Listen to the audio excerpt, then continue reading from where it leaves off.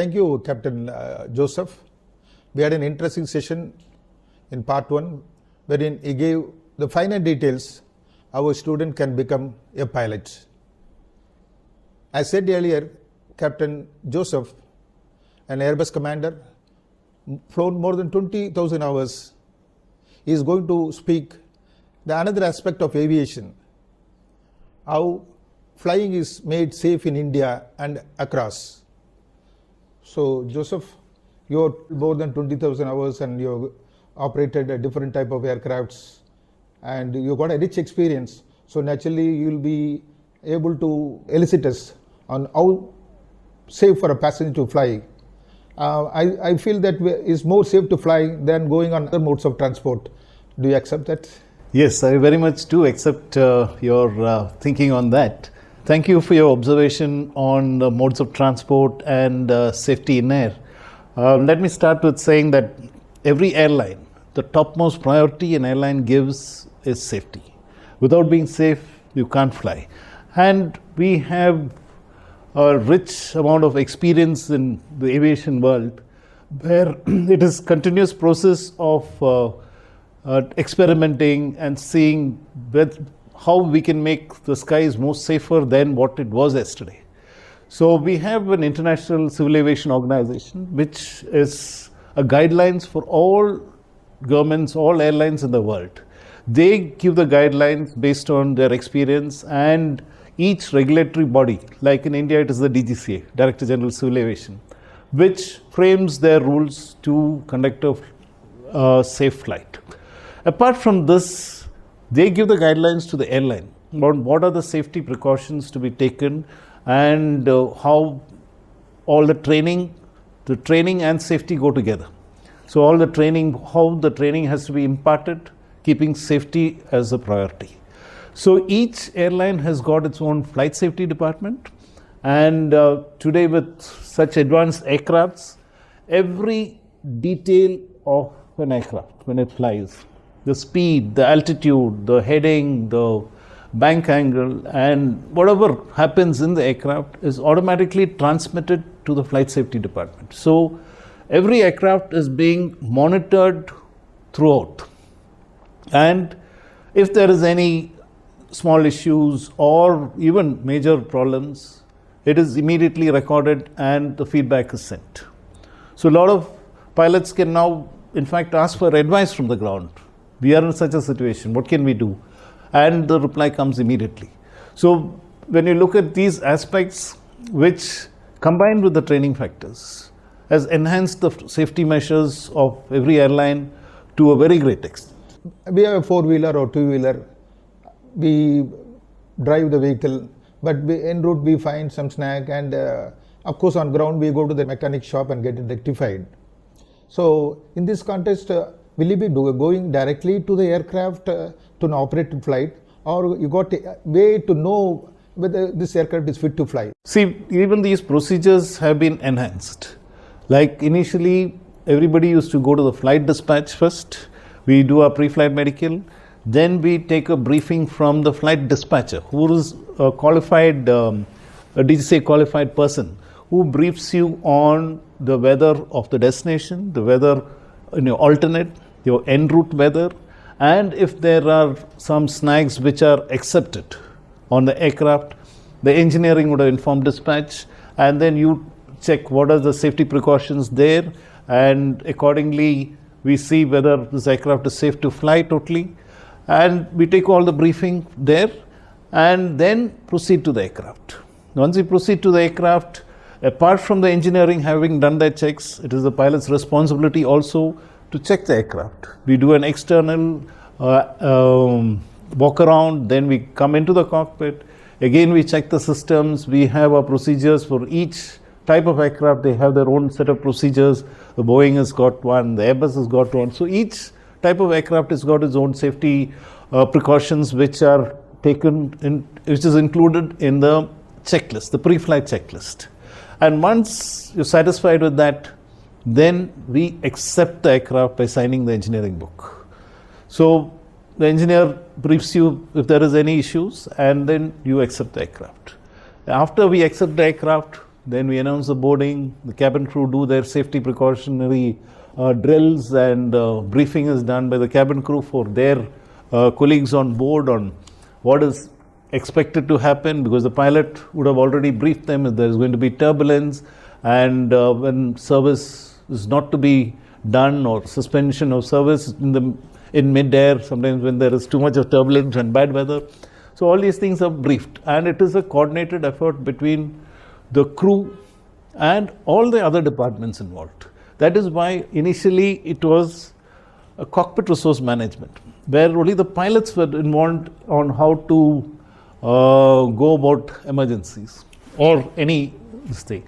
Then it became crew resource management, where they decided the cabin crew also have to be involved, because in case of an emergency, landing on water or landing with an engine on fire or something, the cabin crew have to be involved, because they are going to guide the passengers on what to do.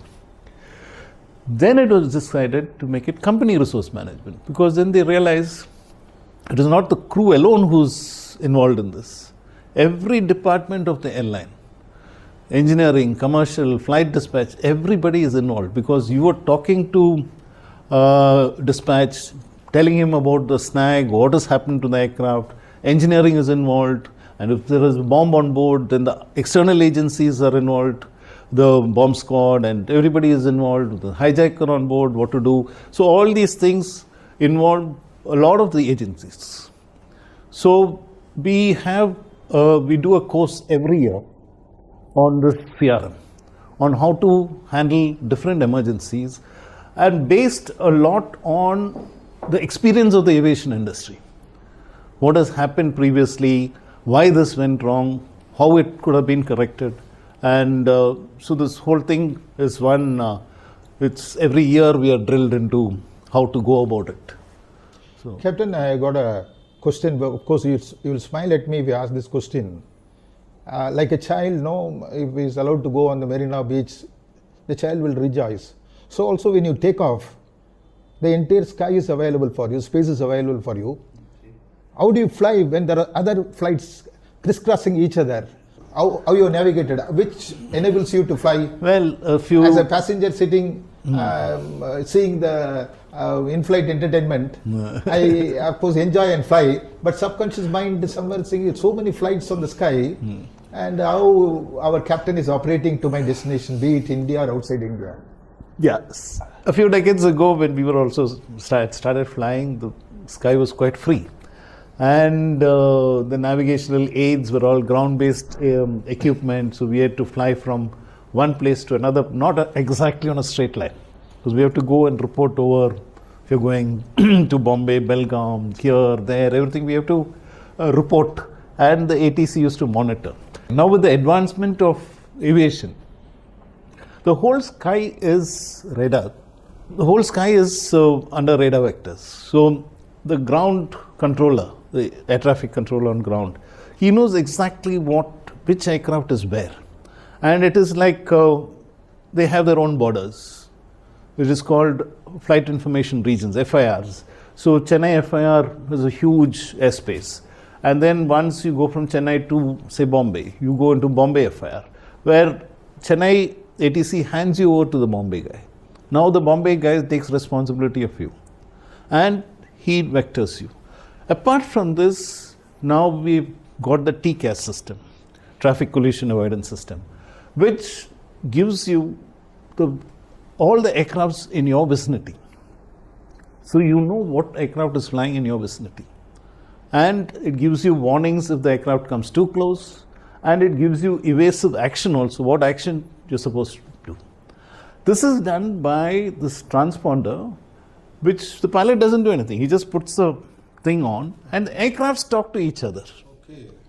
The aircrafts talk to each other and say, okay, I will climb, you descent. And now the latest version is, you don't have to do anything, you don't have to do evasive action, the aircraft does the action by itself with the autopilot.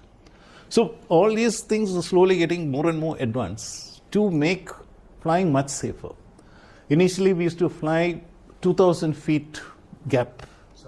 Now with so many aircrafts coming into the airspace, they decided it is safer to bring it down to 1,000 feet. Instead of having 2000 feet, now we are crossing at 1000 feet, which has enabled us to fly more aircrafts in the same route. And now since we have the GPS, we don't go all over the place. We go more or less in straight lines. So it takes much less time, less fuel, and you reach the place faster.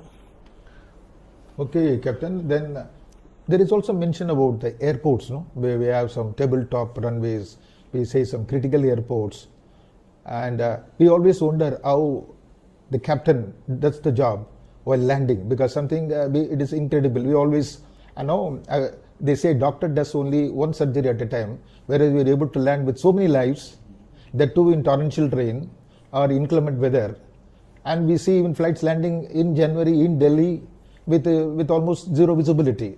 Something incredible, and we see the professional efficiency of the commander. But how it happens? Well, what has happened is there are a lot of critical airfields all over the world. It's not only in India. We have a lot of critical airfields all over the world. So what they do is, during your training for command, we simulate this in the simulator. Like Leh, Limphi, Port Blair, all these critical airfields, which we call a critical airfield. It was more critical earlier because it was a short airfield. Now at least the length of the airfields have increased.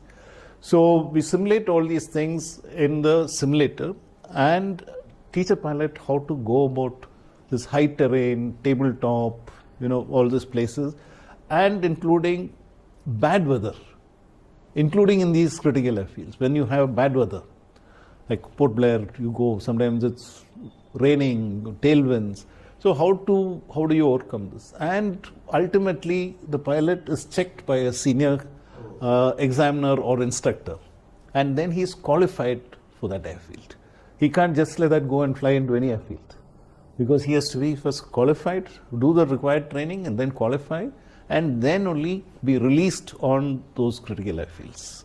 So if you look at critical airfields, there are a lot of them, but you have to be qualified to fly into those critical airfields. Now they also say that the co-pilot also should be proficient, because in case anything happens to the captain, he should be able to land somewhere. So this training is imparted from the beginning when a person joins an airline.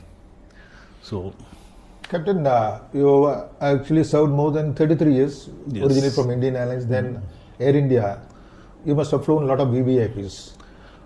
Some of them, yes. And, can you mention a few of them? See, since we are based in Chennai, we used to do much less of VVIP flights, though I flew the President of Singapore and the Prime Minister of Canada, which they had come here and we were taking them to Agra and things like that. Apart from that, most of the VVIP flights go from Delhi. So, but even when they put you as a VVIP flight, only the senior most captains are, or training examiners, instructors are put on those flights. So, that. What are the pleasing moments of your flying, which you always cherish in your memory?